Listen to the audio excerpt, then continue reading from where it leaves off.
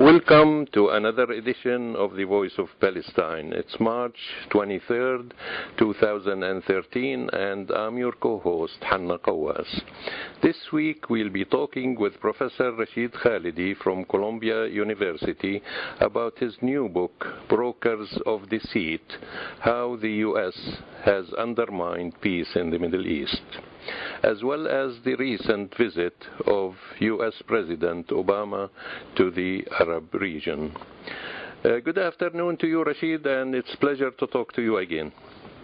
Good afternoon, Hanna. It's good to be back on the program. Yeah. You know, to start with, I'd like to start with this Obama's visit because, it made my blood boiling. I'm sure it's the same with every Palestinian all over the world.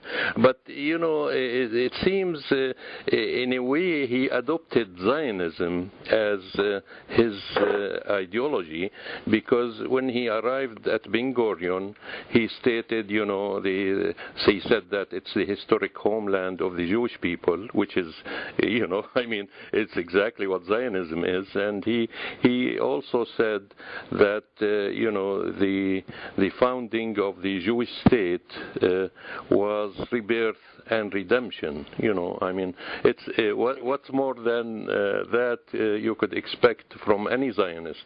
So what's your comment on it? Well, I think none of us have looked, or many people have just not looked very carefully at this president's rhetoric before he was elected and after he was elected. People made unfounded assumptions based on, I think self-delusion and blind optimism about him and about what could be expected from him. And one of the things that I do in the book, in Brokers of Deceit, in the last chapter, which is mainly devoted to the Obama administration, one of the things I do in the book is to look carefully at some of the speeches he's given, including this famous Cairo speech of 2009, which people were so pleased about. And I think one of the things that's the most striking about this president's rhetoric, always, in every speech he's ever given on the subject, is that he has adopted an Israeli narrative. I agree with you that his trip to Israel was really he reached a peak. And he adopted aspects of it that he'd never gone into, but because he spoke so much more about it. But putting this conflict into a framework where Israel is always the victim, putting this conflict into a framework where it's framed in terms of Jewish history, or it's framed in terms of the Holocaust. All of these things, which are, standard tropes of Israeli and Zionist rhetoric. All of these things are things that he, in fact, has done many, many, many times in his speeches to AIPAC, in his speeches, even in one of his speeches before the UN General Assembly, and indeed in his speech in Cairo. He said more. One of the things that really surprised me when I sat down and really read the Cairo speech is that there is more lecturing of an Arab audience on Jewish history and Jewish rights than there is an attempt to address the grievances of the Palestinians. That's back in 2009. So I agree with you. This was a very Israeli, very Zionist speech. In fact, that's the way the Israeli press has talked about it, as a Zionist speech. And I think, though, that we shouldn't be surprised. That's all I'm saying. Yeah. No, I wasn't basically really, because, even before he was elected, some paper interviewed me, and I said he's bringing nothing really different than his previous administration. And I quoted Nader's article before he was elected, and what's his name, congressman of the Arab origin, Abu Rizq. He wrote an Abu Rizq, yes, James Abu Rizq. Both wrote an article even before he was elected to his first term, which was clear, that, and they touched on the same points, his speeches to AIPAC and all the Zionist speeches he gave before. So really, we weren't really surprised. But we are surprised, though, how the authority can keep keeps hoping, I mean, President Abbas was elected for one term. He's on his third term without a mandate, basically from the Palestinian people. How come they keep going and hoping? Is it a treason, or is it, they're trying to outsmart Israel and the Americans? Well, I think that they put themselves in a box, because if they argue, as they do, that there is no option but negotiations, and Israel chooses to put unacceptable conditions for negotiations, which it has continuously, such as Israel has to be able to continue to expand settlements while negotiations continue indefinitely. Israel has to be able to continue the closure of Jerusalem and various other attempts to restrict Palestinian movement, whether through the wall or whether through checkpoints or whatever. Israel, in other words, can do anything it pleases while negotiations continue. Once they adopt that approach of unconditional support for negotiations, of refusing to put any kind of pressure on Israel, rejecting any kind of even nonviolent resistance, then they're susceptible to this kind of blackmail, where if they don't negotiate, they're seen as the unreasonable ones, rather than the Israelis. And I have to say, I don't like to use terms like treason myself, but it's impossible for me to explain the behavior of people in either of the two authorities, the Ramallah Authority or the Gaza Authority, and their refusal to end the split between the two territories, or the split between the two political movements, except on the basis of self-interest, individual or collective. They seem to me to be so unwilling to forego the benefits, the perks of power, of access, and so forth, that they are putting that ahead of the national interest. Yeah. And I think that really, this is an internal Palestinian discussion, but something that we should be having in Arabic, in fact, not in English. Not because I'm afraid to say these things. I'm happy to say them, but it should be directed to a Palestinian audience, not to an English-speaking audience. Really, really, these two leaderships have completely failed in terms of offering any kind of strategy to their own people. They don't have a strategy for liberation. They don't have a strategy for ending occupation. They have slogans, negotiate or resist or whatever, but the slogans are not a strategy. And I think it's long past time that, first of all, they help to end the split, this artificial split that they are largely responsible for. Of course, Israel has encouraged it, the United States has encouraged it, but you can't blame outsiders for a Palestinian split. And secondly, I honestly think it's time for people to look in the mirror. And when they've been involved in politics for decades and have failed consistently, for them to leave. And finally, I think it's time for Palestinians to demand that the Palestinian Authority, which is an interim authority set up by agreements 30 years ago, has come to the end of its useful life and should be wound up. Palestinian self-government, that is to say, control of hospitals and education and so on and so forth, existed in a certain form under the occupation, under the direct, complete Israeli occupation before 1993, with the difference that Israel had to accept the responsibility as the occupying power. It still is the occupying power in terms of control of the entire territory of mandatory Palestine between the river and the sea. But there is this fiction, this Potemkin village of a Palestinian Authority, which Palestinian leaders, by their participation in it, perpetuate. And I think it really is time for that fiction to be ended. The Palestinian Authority has been proven, whatever the intentions of the people who founded it, has been proven to be no more than a prop for the occupation. It's vital now to the continuation of occupation and settlement. And I think it really should be wound up. I think that Palestinians should demand that the whole approach followed since the 1990s be reconsidered, which is not to say to accept the approach that Hamas has taken, which I reject as well. I don't think that they have. I think they've shown that they have not improved the situation of the Palestinian people by their approach. It's to say that there has to be a new approach, which should be the subject of a Palestinian national consensus. Yeah, I think it's overdue actually, this consensus, because like you said, neither authority is an authority to start with, let alone authority. Neither has sovereignty, neither has jurisdiction, neither has final authority. And none of them represent the Palestinian people either. Hamas was elected by 46% of people inside Palestine. Right. What about the people outside Palestine? And that was 7 years ago. Yeah, that was 7 years ago too. So I agree with you. And also, you mentioned the authority is really. I remember we interviewed Israel Shahak in November '93. We interviewed him about other subject than the peace process, although it was 2 months earlier that the Oslo Accord was signed. We interviewed him on the issue of Israel's arms sale to the third world governments all over the world. But I asked him then, what do you think of the Oslo process? And he said, and he was prophetic about it. He said basically the Israelis want the PLO to become another village league. And as the village league was under occupation in the early stages of occupation. And it seems that he was prophetic, because now the CIA is training the Palestinian police, and Israel is subcontracting keeping the peace in Palestine. And we've seen that during Obama's visit, when they suppressed demonstrations or any sign of, even signs of the right of Palestinian people to return, they were banned, from being. Let me say two things about that, because I think you're right. The first thing is, if you go back to the president's rhetoric, and it's a constant in American and Israeli rhetoric, when they talk about security, all they're talking about is security for Israel.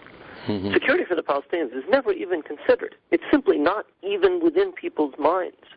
And specifically, the Palestinian security forces were created and are only funded and supported as they are by the United States and other Western countries in order to provide Israel with security. Now, the original idea was that in return for Palestinian independence, end of occupation, end of settlement, sovereignty, statehood, and so on and so forth, the Palestinians would have a reciprocal obligation to provide security for Israel if Israel gave the Palestinians a state and therefore the security that came with that. Well, that bargain, that quid pro quo, which the Palestinians, many Palestinians, some Palestinians, were deluded into believing was a possibility, that bargain has not been kept, if ever it was intended. So on what basis are the Palestinians providing security for Israel? On what basis, as you put it, are they being subcontractors for Israeli security? On the basis of deception, on the basis of a bargain that was never kept, on the basis of a quid pro quo of which only Israel has benefited. And the thing that's distressing is nobody says these things. That's the first point. The second point is this. It is actually not hard to find in what the Israelis themselves say evidence for these things. I quote in the book something that Major General Shlomo Deceit, who was the director of military intelligence at one stage. He was the coordinator of activities in the occupied territories at another stage. And he was a military advisor to Rabin when he was prime minister in the 1990s. And he was the person who negotiated the security arrangements between the PLO and Israel that preceded the Oslo political accords. And Deceit said, and I quote in the book, he said it actually in front of me, it was in a public forum, when someone asked him about Yasser Arafat. This fits what you said, Hanna, about the village leagues. Yeah. He said, and it's a slightly different model, he said, Arafat has a choice. He can be a Lahad or he can be a super Lahad. Now, what does that mean? That means he can be, Major General Antoine Lahad was the commander of the South Lebanese Army, which was an Israeli armed, controlled, financed militia that served Israeli purposes in the period between 1982 and the Israeli withdrawal from South Lebanon in 2000. That was Deceit and Rabin's vision of what the PLO was coming back to Palestine to do, to serve as, in effect, a Palestinian militia in defense of Israel. And my attention was brought by a Palestinian friend living inside Israel to a statement recently, probably in January, by Yossi Beilin, who was deputy foreign minister under Rabin in that same period. And he said exactly the same thing. He said Rabin envisaged the Palestinians as Arafat as a Rahad. Mm-hmm. And he used the very same term. Yeah. And he said, he also said, Rabin always envisaged that what was on offer to the Palestinians was a state minus. And in other words, it was something that was lacking some of the characteristics of a state. So given this, I really think it's time to revisit all of these formulas which were set in place in the 1990s and which have been there really now for the better part of 20 years. Mm-hmm, mm-hmm. And really, these people you quoted know well because... these are the people who negotiated these agreements. Yeah, that's it. So they... General Deceit, and Yossi Beilin when he was part of the Oslo process, wasn't he? All of them were part of the same. And these are not, this is not Begin and Shamir and Netanyahu. Yeah. These are the people who actually negotiated these agreements. That's the revisionist wing of Zionism, represented by the current prime minister and his predecessors in the 70s and 80s, Begin and Shamir, they would never have offered even this. No, actually, they showed their resentment for the Oslo process by demonstrating and lobbying against it, even in Washington, from Sharon to Netanyahu. They didn't hide their opposition. Yeah. They had to twist Netanyahu's arm for years to get him to even, mumble that he was in support of this. Yeah. So, but obviously he really isn't and never was. Yeah. I have, also the question, that they still claim to be Palestine Liberation Organization. I mean, how can you have a liberation movement without a charter? Because the charter was really annulled in 1996 in Gaza, the PNC that was held in Gaza.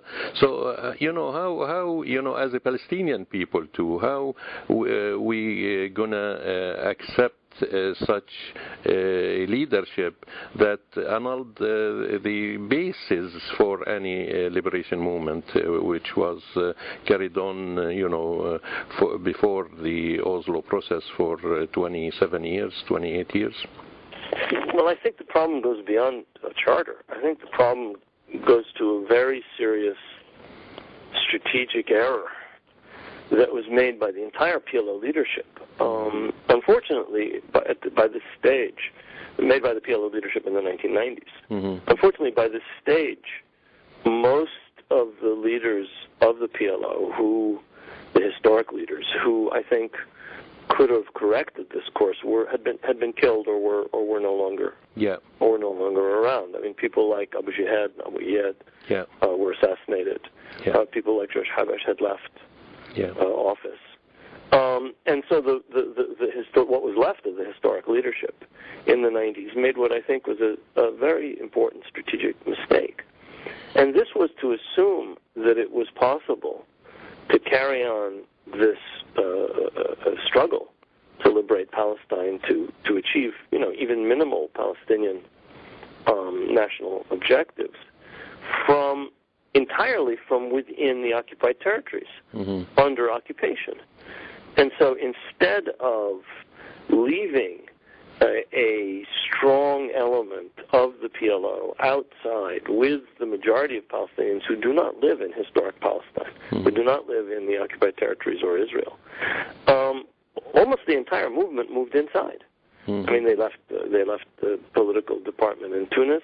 They left the Qawmi, the National Fund in Amman. There were some branches left outside necessarily, but essentially the entire leadership, all of the cadres, the whole movement was moved inside, where it was immediately put under the surveillance of the occupation.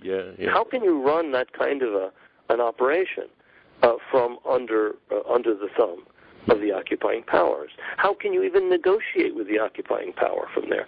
I remember during the period from 1991 to 1993 when I was involved as an advisor to the Palestinian delegation in Madrid and in Washington before Oslo.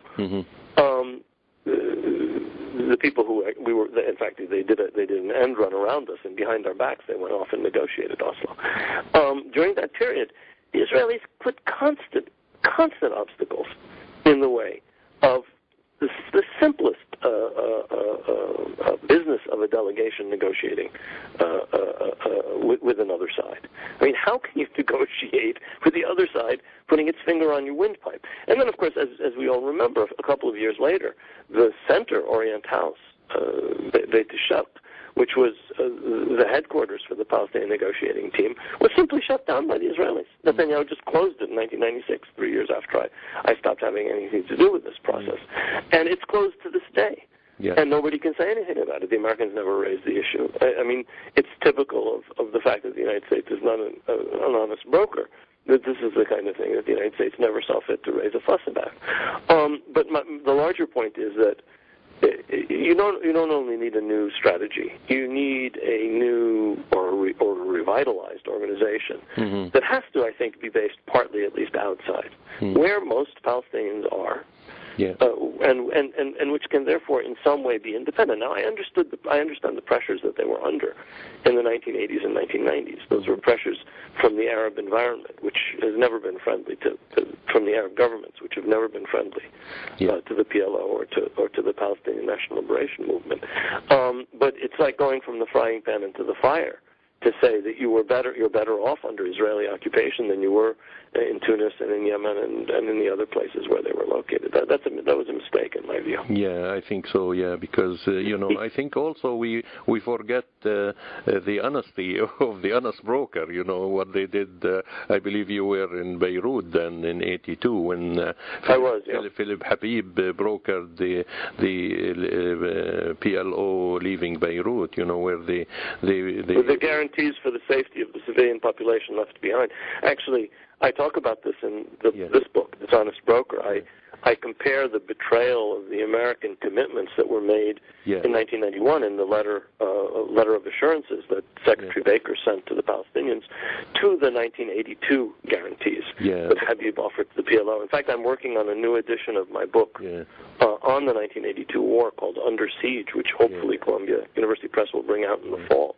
Right now, when you called me, Hanna, I'm working on a new introduction, which uses newly revealed documents from the Israel National Archive, the Israeli State Archive, to shed some more light on this betrayal of 1982. Because the Americans, under Philip Habib agreement, not only they guaranteed the safety of the camps where the massacre happened, the Sabra and Shatila massacres happened, but also they guaranteed that Israel won't enter Beirut either. Am I correct? Exactly. Exactly.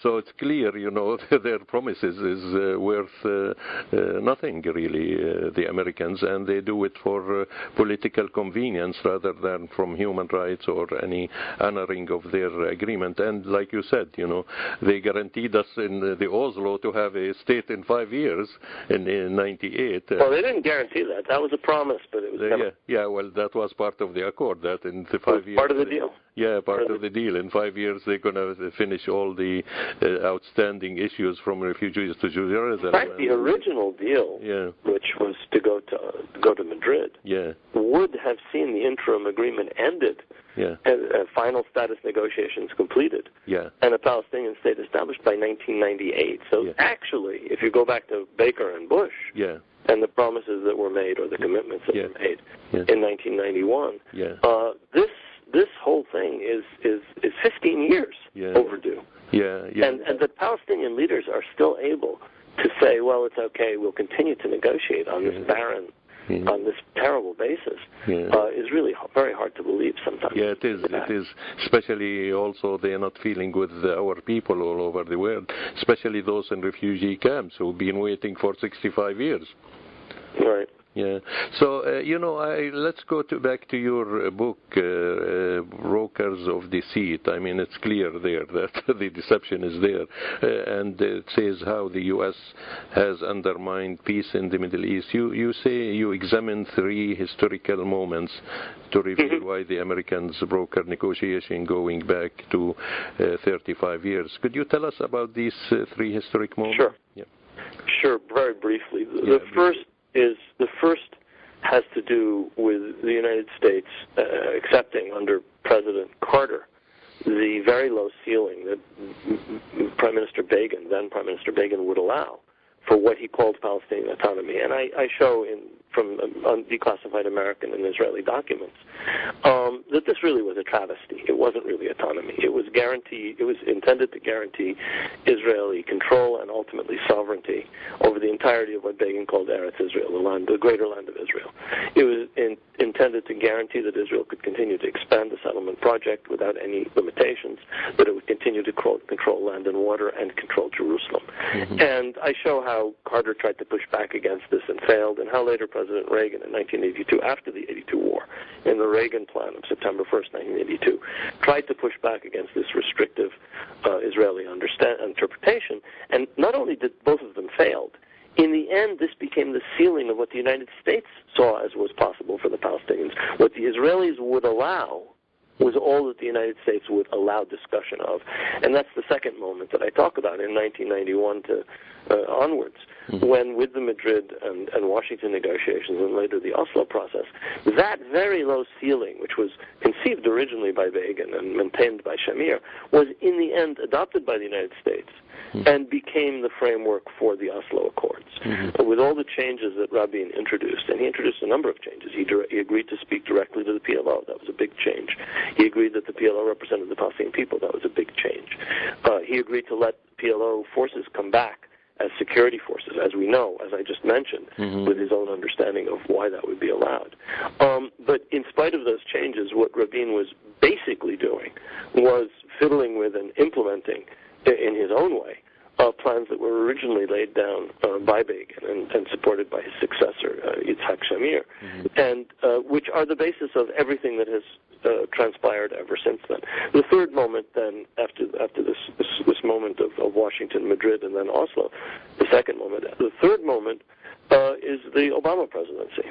And I show that just as presidents before him, Clinton, Bush Sr., and Carter tried to push back against the Israeli understanding of what would be allowed to the Palestinians and ultimately failed, President Obama, in his first couple of years, had a slightly more expansive understanding of what would be allowed. But in the end, he was obliged to accept Netanyahu's position, which was, and we saw this, the final capitulation, as it were, was in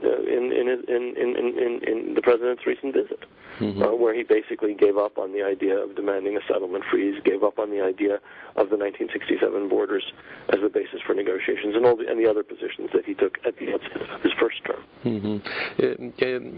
I want to ask you also about the media in North America in general. It seems to me there is a bit of softening towards, allowing points of view that supports the Palestinian cause, and we know why, because of the sentiment in the general public is shifting also. The sentiment in the general public, and I think among young people in particular, and I think in the Jewish community as well. Yeah. There are changes, especially among younger people, that have made it possible, and also the rise of the alternative media. Yeah. So that you have a much greater disparity and variety of views. I agree with you. I think there has been a slight softening.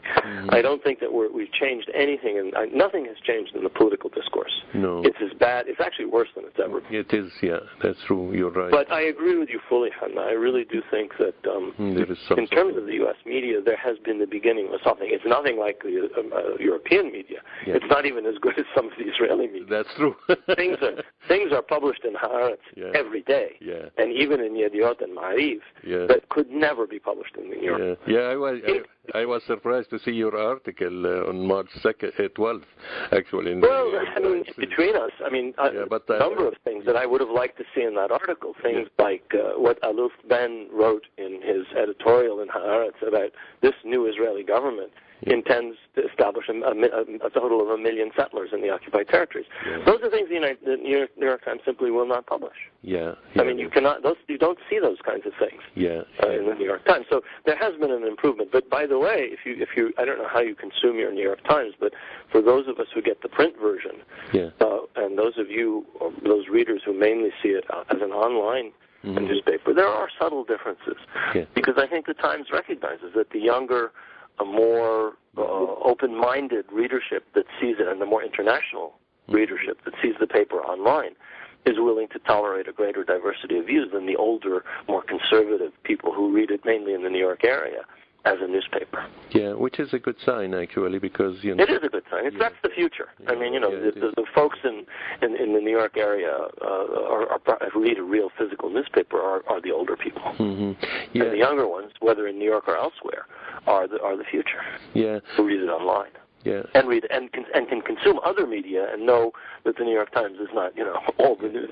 It's the print. Yeah, it's not being honest, really, and just reporting just one side of the story, because to be objective, you have to get the two sides. Well, fortunately, there are shows like yours, and it was really wonderful being on. Yeah. Thank you. Thanks, Rashid. We appreciate all the supports also because it's essential to have a alternative media. And I just would like to ask you. I know you have limited time, but if you could give us information about how people can get your book. And really, we were hoping that you will come here for a book signing to Vancouver. Sure. Yeah, I would have hoped to be able to, but I have this pesky day job, which is teaching. Yeah, it makes it very difficult to go to the West Coast. But if you're not coming anyway, or we hope you'll come, but in case... I wish I could. Yeah, please. Well, the way to get the book is there are several ways to get the book. I mean, you can go to your local bookstore and demand it. Brokers of Deceit, published by Beacon, distributed by Random House. Yeah. Or you can go to any of the online booksellers, or you can go to the Beacon webpage, Beacon Press, where the book is on sale. So any one of those three ways, any of the online, Barnes & Noble or Amazon or whatever, or Beacon online, and they'll send the book to your home. Or, if you like to look at books in the bookstore, which I like to do, the bookstores are an endangered species. Yeah, they are. And you can go to your local bookstore. You may pay a little more money, but you can have a chance to see books and read them and look at them before you decide to buy them, which you cannot really do online in the same way. Also, but anyway, it's available in any one of those. Yeah, and also a public library might have them, so people could borrow. Some public libraries do, and it's good. Go to your public library and ask for it, because they'll buy it, and they'll have it for other people to read. Sure. No, that's a good way of spreading the message too. I just want to ask you a final comment on what people can do and what's the importance of the boycott, divestment, sanction in supporting the Palestinian struggle.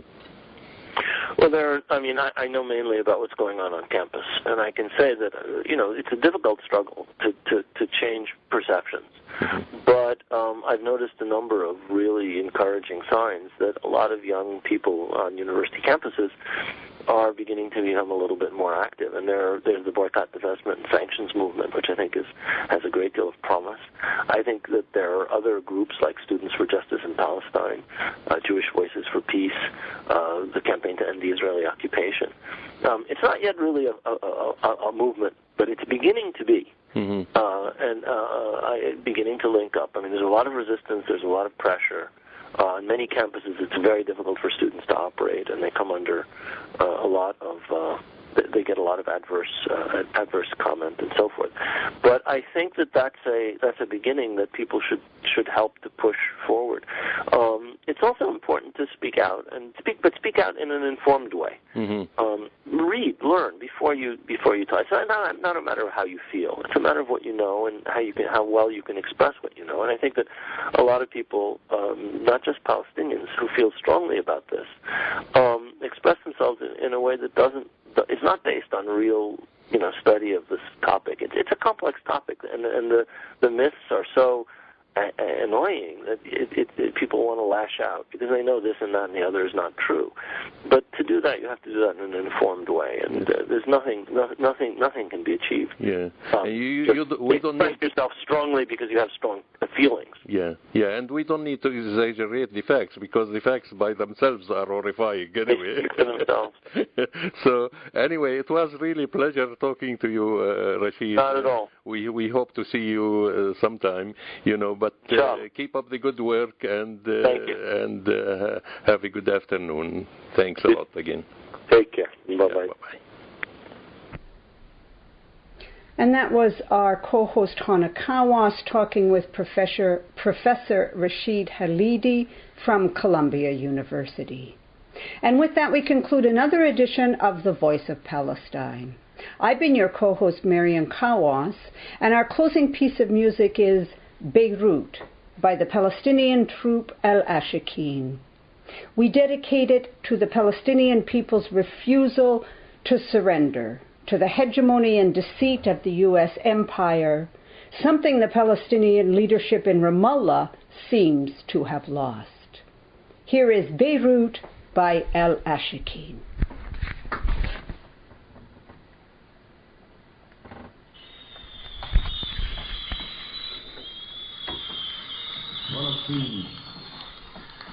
فلسطيني على أحزانه تتجمع الدنيا، فتورق زهرة الرؤيا أمام يديه على كل الميادين فلسطيني. وكان الليل رشحه ليوم يصنع التابوت، وفي بيروت ترشحه الحياة لفجرها الآتي وتشهد أنه قاوم. فيا بيروت لك الوعد الفلسطيني، ويا بيروت فليشهد لك العالم.